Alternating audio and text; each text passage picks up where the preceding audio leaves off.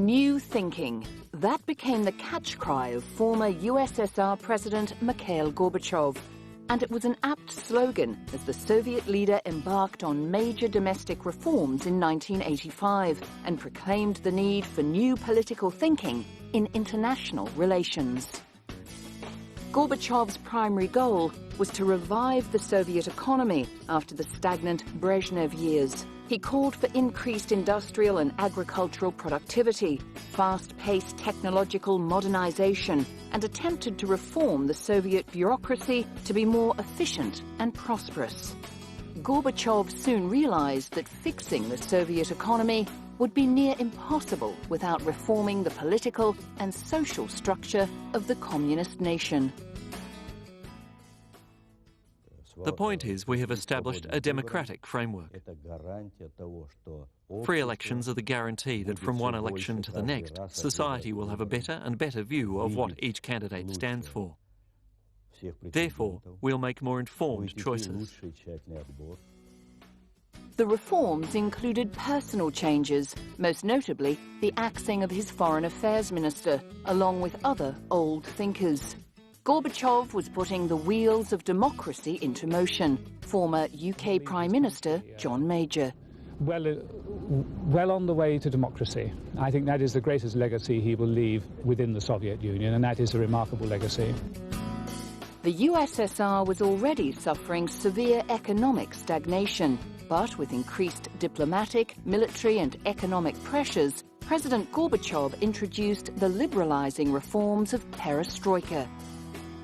According to Gorbachev, perestroika was the conference of development of democracy, socialist self-government, encouragement of initiative and creative endeavor, improved order and discipline, criticism and self-criticism in all spheres of society.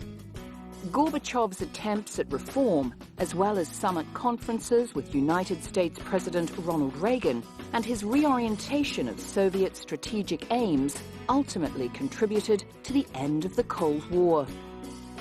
It's now acknowledged that fundamental reform destroyed the pillars of the Soviet regime.